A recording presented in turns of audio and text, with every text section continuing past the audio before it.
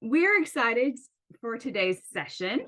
We're going to be talking about little powerful things that we can do with our language that really help to more align with human psychology.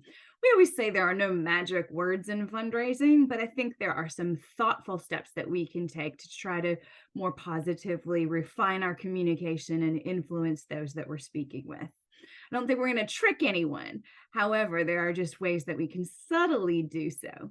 So I'm going to hand it over to Jake to get us started with today's session. Thanks so much.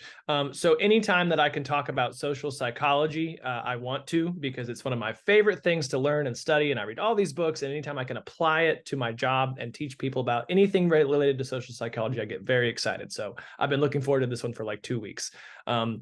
As Martin said, there's not any magic words in fundraising, but we've done a good bit of research on, and there's actually some good data and there's some good actual studies. We'll link those at the end of today's call. So if you want to do some more reading on the why behind some of these, they've done studies on different words and are they persuasive or are they not? So this is a literal set of words that you should use in your appeals, in your language when you're speaking, and a little bit behind the why. Now, some of these are words with like some adjacent terms, and some of these are straight out like, hey, if you can throw this word in your appeals, this will go up by 60%. This goes up by 20%. So we're going to talk through each of those words one at a time, and then maybe even do a little bit of practice on how we can change our own appeals, both from a text standpoint and also from a speaking, I'm going to ask for a gift standpoint to make it a little more powerful and really just optimize what we're already doing. So with that, first word.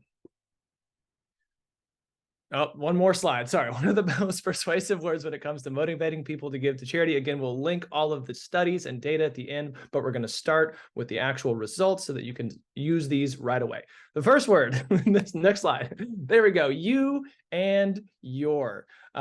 We tend to lean towards our and us and we in our appeals. This is something that we do all the time because we are launching our new campaign for a blah, blah, blah center. We are looking to fundraise for a blah, blah, blah. We are looking to, it's always about we or I or us. That's okay. If you can have your appeal be more donor centric as opposed to organization centric about what you need, that's a lot better. And the reason we talk about this kind of in detail is again, we say this all the time at Pride, but we really want to draw the line from how their contribution will help the constituency. We spend a lot of time in our appeals, if we're not optimizing them, talking about how this money is going to help us. Well, we're going to increase our operations by this much, or we're going to renovate our new building, or we're going to grow by this much. The donor doesn't really care how it helps you. They do care about you, but when they're giving to your organization, what they really care about is the constituency that you serve. So we try to draw that line all the way past how it helps us. Like, yes, a bigger center, we can serve more people. That feels obvious. Let's talk instead about we want to be able to do this many, save this many lives, or improve quality of life for this many people. Or you can talk about kind of the back end and kind of skip the how. Now, if they want to get into that on the, well, how do you plan to increase your throughput by 30%? Well, our facility, and you can get into it then. You can get that if the donor asks the question. But if you can skip it and focus on you and your support and your contribution and that kind of thing, we really want to increase just their overall engagement. This is kind of moving it from a monologue to a dialogue. The other thing is it pushes it from a logical to a more emotional response, like us together, you and I, you and your. It makes it appeal a little bit more personal and a little bit more relevant to their lives. It feels like they're being addressed directly. If we talk about you and your, we get out of this feels like a mass mailing that goes out to, hey, we're doing this, rest of contribution today. But if it's addressed to me and all the language is surrounding, Jake, if you can blah, blah, blah, blah with your money and your help and blah, blah, blah, and just kind of weave that in, it feels more personal and relevant to me specifically. And that is going to encourage me to be more likely. Again, this isn't magic. You're not going to have all of your appeals suddenly come back with envelopes full of money, but it will increase your response rate substantially. And we have great data to support this. So definitely want to use that. It just kind of helps people connect with us on a deeper level. And then the study that we'll share with you for the Institute for Sustainable Philanthropy, it's about 31% increase in donations versus those that did not include language using you and yours. 31%. I'm sure all of you are thinking about your annual appeals, your year-end stuff. Definitely would love an increase of 31%. That's pretty substantial, not just for those gifts, but those are new donors that you've now captured and can put into your pipeline to maybe upgrade and bring into the folds for larger gifts, multi-level gifts, pledged amounts, volunteers, all this stuff. So you and your. I would check your appeals right now. Do I have the words you and your peppered throughout my appeal? And when you're speaking with a donor, this is an easy one too. Have the conversation focused around their giving, their goals, the legacy they want to leave, the type of organizations that they support, and use that language. All right, next word, because. Highly persuasive when used in the context of explaining the reason for the donation. Again, it used to be the case. It used to be the case that we could say, we are a charity and we promise we will spend your money wisely. That is way less the case when people are being a lot more selective about the charities they're giving to. Post-recession, or whatever we call the post-pandemic recession, the post-pandemic craziness that is the interest rates in the economy and all the stuff that Jared talked about with credit cards, whatever financial situation we're in right now, donors are being a lot more selective about the number of charities they give to. Now, overall giving is actually not bad. We saw like a tiny decrease in the middle class giving. The upper class actually increased their giving. So for overall, the numbers look pretty good, but the number of total charities that each household or each person is donated to has gone down. So instead of people supporting 7 charities, they're just taking their top 3. That's okay, as long as we're in the top 3. That only works if you're making the cut. So we have to be very, very careful to do that. And one of the best ways to do it is to talk about kind of the why. Like I'm trying to think of a specific example. We want to end impoverished healthcare issues in our county. We want everyone in our county to have access to healthcare. This is like a simple one. And then you talk about having a strong working class helps us all, and you go down the list of the reasons. Now, you can start with the appeal, and that works great.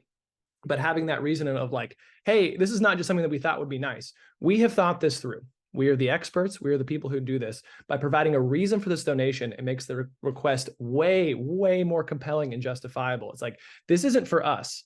This is something that helps all of us, and this is the reason why we need to address this specific issue. We need this money to accomplish this thing because, and then we talk about the outcomes. We talk about the specific outcomes of that. So in your appeals, make sure that when you're talking about the thing that will exist, we have a new center, we have a new program that does this, we have funding for this. Why does that matter? So you can start by asking yourself, why is it important that this happens? And maybe you kind of know inherently, well, obviously, we want everyone to have access to healthcare. Why is it important that everyone has access to healthcare? I'm sure you can think of a reason, but include that in the appeal. Have that be your next sentence. Talk about why. Even if the donors kind of inherently know why, showing that you also know why is a huge help. And then from a study that we'll share kind of at the end here, found that adding the word because to a request increased compliance by up to 60%. Again, keyword being up to. This is not a magic, you're going to go to 60%. But in some cases, we saw a return up to 60% more just by using the word because. And really, it just comes back to defining the why. Maybe you don't use the word because specifically, but what this is getting at is talk about the why the new future that you're imagining is important. We do a great job a lot of times saying we get this money, it results in this thing. And that kind of is where we stop on the appeal. It's like, you should just know that inherently this is a good thing. And maybe it is. Maybe you kind of feel, it would be nice to have everyone have access to healthcare. That is good. But then just go one more layer for the donor, go one more layer deeper and talk about the why. And if you can throw in the word because, definitely do so. All right, last one, then I'll turn it over to Marty to go through our next few here. The word impact, for whatever reason, resonates and works really, really well. Now, a lot of you may do this one already. This one feels like a little more obvious to me. It's like, oh, okay, well, a lot of our clients are already kind of in this space. We use the word like impact report, but that's a pretty compelling title. If you want to throw up a social media post, if you want to put it in your annual report, you want to put it wherever you want. See also results and outcomes. So again, kind of that next step, like this happened, but then what happened as a result of that happening? What is the impact of what we're doing? They kind of help donors understand the tangible effects, not like, oh, in theory, we want to just make this better. We want to save more animals. It's like, no, specifically, there are 7,200 animals that are euthanized every year, and we would like to take that number down to below 2,000 per year. That's our goal in 2024. That's very tangible. You could include that in your impact report.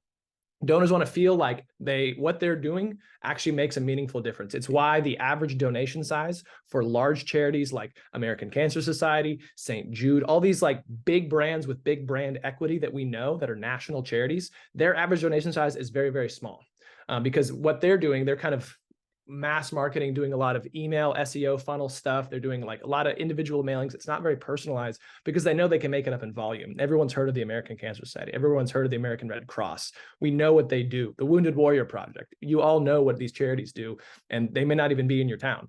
Whereas someone in your town who's never heard of you, you don't have the luxury of the brand equity to be able to just go out and do that. So you have to talk about what is your specific impact so that when they give, they see why the giving makes a difference, that you are showing meaningful results. And you can literally just put the word impact in there or have it as a heading.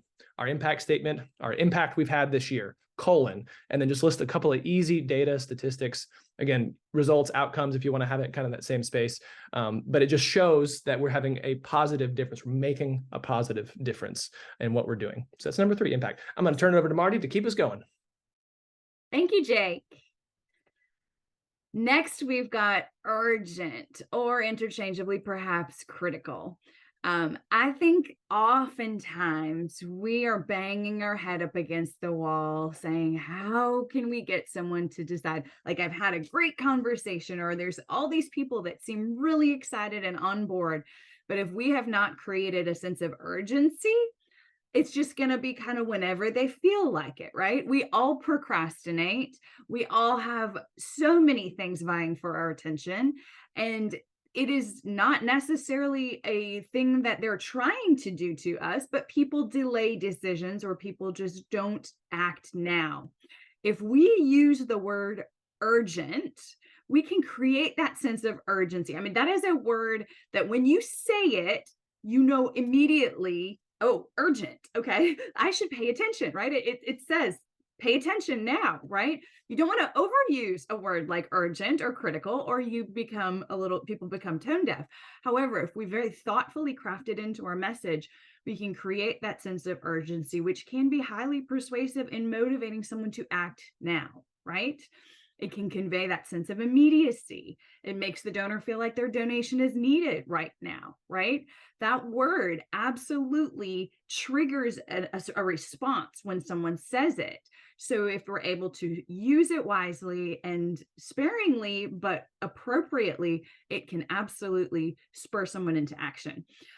This one study by One Cause said appeals that included a sense of urgency resulted in a 27% increase in donations. Again, right there at that 30%, that's a significant difference, okay?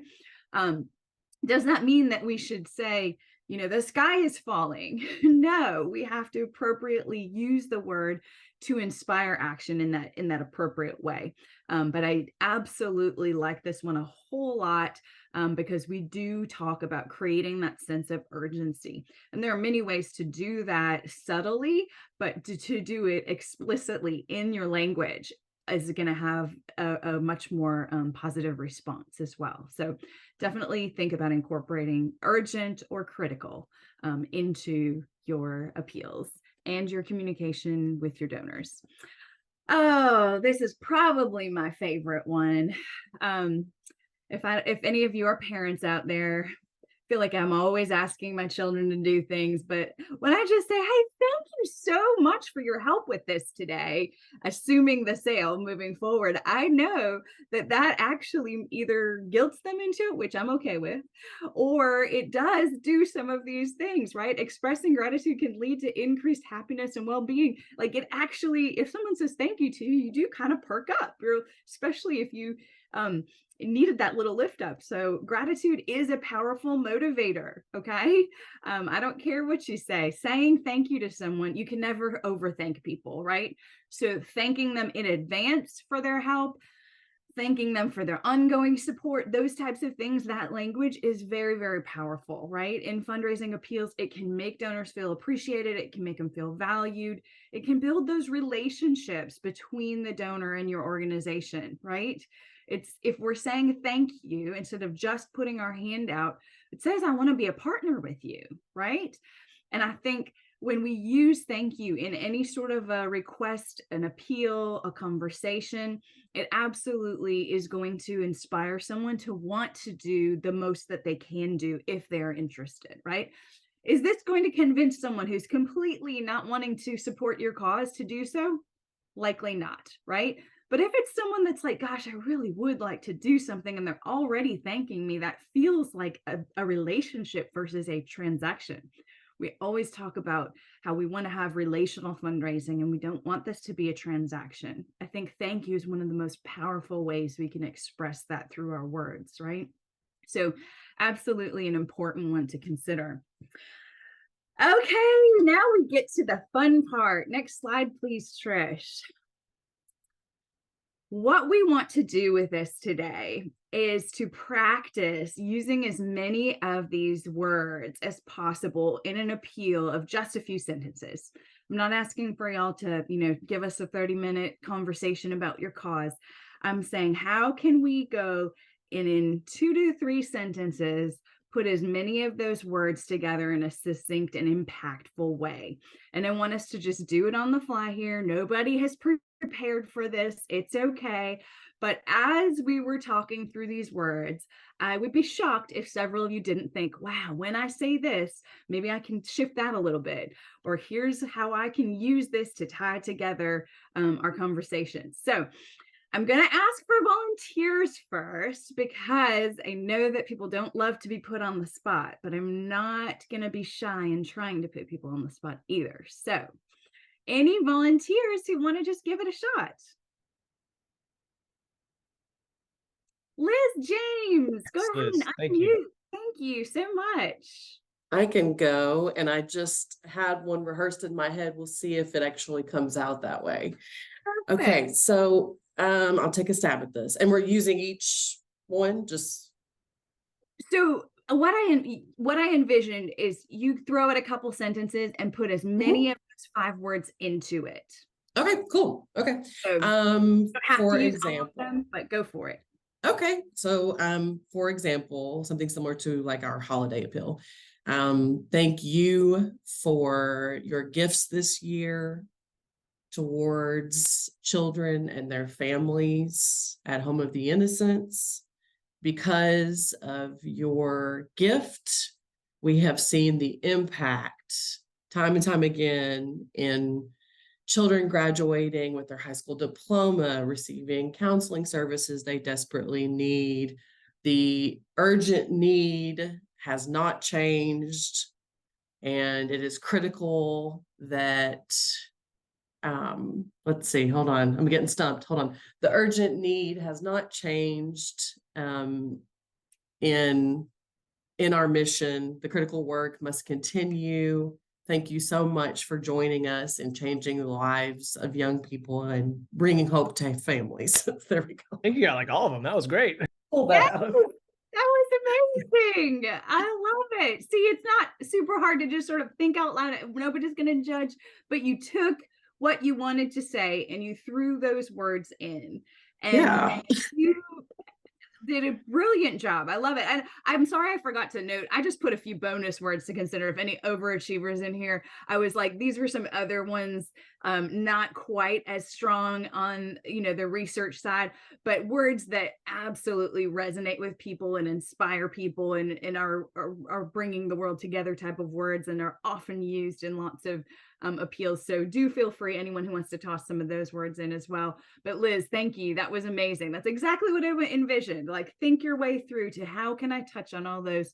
And you did it in a couple sentences or less. And you gave us an idea of who you were and what you were asking. And that was awesome. Who's next? I want us to try a few more. Use your real causes and bring us into an ask. I can take a shot. Oh, I'm sorry. Ahead. No, go ahead. Go ahead. So I have Okay. both Dasher and Donna shook. Liz, you're unmuted too. So why don't you? Yeah. Okay. Donna can be next. Sounds good. I because I have one actually right now that is going to be going out, and so I'm looking at it. And let's try this. And I'm going to kind of fiddle with it a little. Your generous contributions play a vital role and make an impact in allowing us to provide compassionate end-of-life care, support services, and comfort to individuals and families in the community during their most challenging times. Thank you so much for your ongoing support. We can't do our mission without you. Beautifully done. So good. Beautiful. I love it. Thank you. And that's so fun to like look at something you've already crafted and just tweak it a little bit, perhaps add a couple of the words or repurpose them. So nice. And I would argue that when you use the word vital, that feels like in the same category as urgent critical to me. I don't know if that's science-based, but it's a vibe I'm getting. So I think vital checks a box as well. Agreed. Thanks. Thank you. Now that we've had two Liz's, Donna, I would love for you to go ahead and share your thoughts. Good morning. I don't have my camera on. I'm sorry. There we go. Maybe, maybe not. Maybe. Yes. Thanks, Got Donna. it all together now. So I'm going to cheat and I'm going to read the one that we just sent out. How's that? So it begins, in this season of gratitude, I share with you my sincere appreciation for your past giving to Evangelical Community Hospital. And I'm not going to read the whole thing. The second paragraph ends with, we are committed to growth and offering services that are the highest standard for you and your family, friends, and neighbors. As we close in on another year, I hope you will again consider a gift to Evangelical, supporting our tradition of excellence by providing exceptional, compassionate caregivers and accessible health care. What I really loved about that is you used your, thank you. Yeah, you got you and your in the same sentence, and that was also the because sentence. So I thought that was like a triple whammy. Like you had it all, like it was you and it was donor focused and it was a because that related to their experience, which I thought was really, really strong.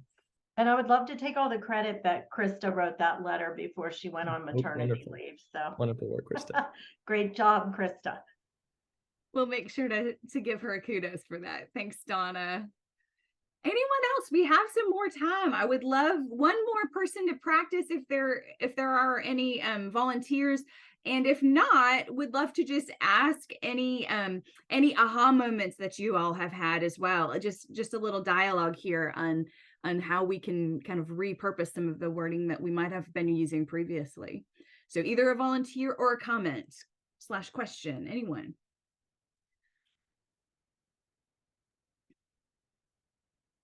I think I see Jane Snipes. Yes, I was just going to make a comment just along these same lines as far as using this wording for appeals or even acknowledgements. But, you know, we had some feedback is really interesting.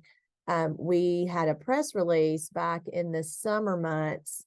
And I had written one kind of from the standpoint of gratitude to the donor who was making a project possible. And that was sort of woven into just a draft that I sent to our marketing department. They ended up kind of changing it to be more about our hospital system and more about, you know, how great it was going to be that we were expanding services and, you know, all of the, you know, bells and whistles we were going to have as the organization.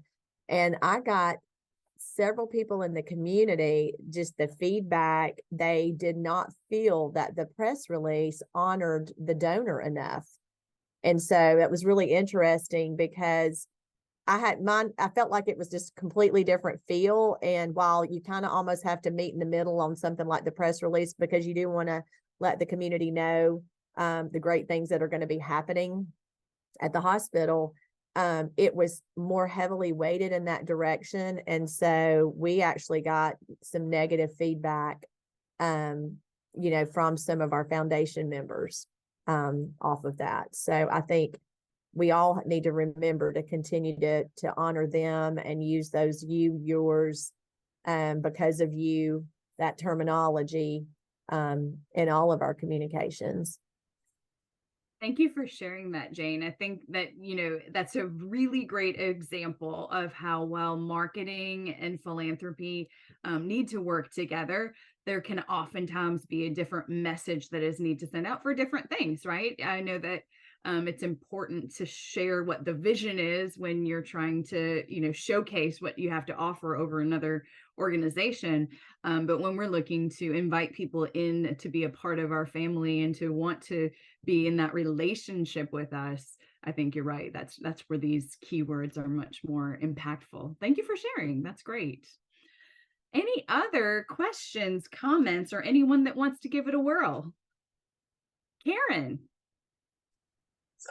I have a question, excuse me, and a comment. And the comment is echoing your remark about not overusing critical and urgent. And it comes to mind as I think about the letters that I have received, the solicitation letters. Every time we're on the verge of a breakthrough, for 15 years, we've been on the urge of a critical breakthrough that's just not going to happen unless I send my support. And at some point, it goes to the boy who cried wolf, or the person who cried wolf. It just feels like if I've been supporting you for 15 years and you're still on the urge of this critical breakthrough, have your priorities and mine diverged at some place? Aaron, that's such a great point. And I think it speaks to what you pointed out about the urgent versus maybe showing more impact. Like you try a couple times and it's a boy who cried wolf. If you keep going, maybe on the second or third appeal, you really lean into that impact results outcome.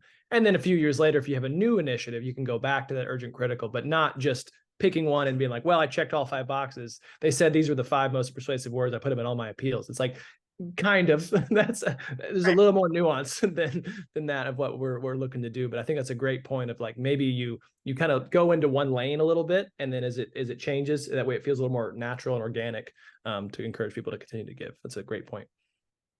And my question is really about use of name. I read that sprinkling their name throughout or a couple of places calls attention to, you see your name and it draws you to that. And I think to some point it makes sense. Is there any research that backs that up versus, Dear Karen versus some of them who say, Dear Karen Galentine, your gift has made a difference. I'm like, okay, you're just fitting a field in here as opposed to really talking to me. So is there any research around use of name in a letter as well? Yeah, like I've talked about this to Trish before, and no, I'm just kidding, Trish. I just wanted to see if I could get your name if you'd look up, and the answer is yes. So what the point I'm trying to make in kind of a roundabout way is there's great data on that with verbal communication. Not that we've shared in this one. This is like a little bit more geared toward text, but obviously can be used in your verbal pitch as well. But there is good data that not too much, you can actually overdo this, but as you're talking to someone, this is just good communication, listening, interpersonal skills in general, is to occasionally throw in someone's name. And you can do it really softly. Like you could start any sentence with, Karen, I'm really glad you brought that up. It's just like quick, easy cue. It's the same reason that if you're at a party, and I'm sure some of you have experienced this, and you hear your name from across the room, somehow it just pops out of the mess. Like you hear this chatter, but if your name goes off in this conversation that you were not listening to, your ear is like, hey, there's some sort of human psychology within the recognition. So you don't want to use someone's name every single sentence. But if I'm talking to someone and I want them to be very engaged, or I want to let them know that I'm fully bought in this conversation, I'm all in on hearing them, I'll maybe pepper their name in like once or twice every 30 seconds to a minute. Just makes it feel a little more personal. So I'm actually not sure about the efficacy on text. I'm sure there's some translatable, but the data do show on verbal communication that does help a ton. Social psychology is my favorite subject. It's great. It applies to fundraising every single day. I love it. All right. Any additional questions, comments for the good of the order? What I want to draw your attention to is this final slide. Jake promised some clickable links on the research that we did to get this information. So definitely feel free to take a look at those. Silly question. I don't think we can actually click on those links though, right, Jake? Is that a... We can't, but we made a corresponding blog post that does have them clickable. So you can go to our website, which now has a new feature.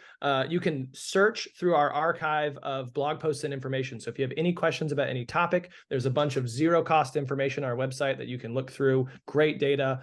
Just put in the search bar words to use, and this article will come right up. You can scroll down and do some additional reading if you would like. Awesome. Thank you.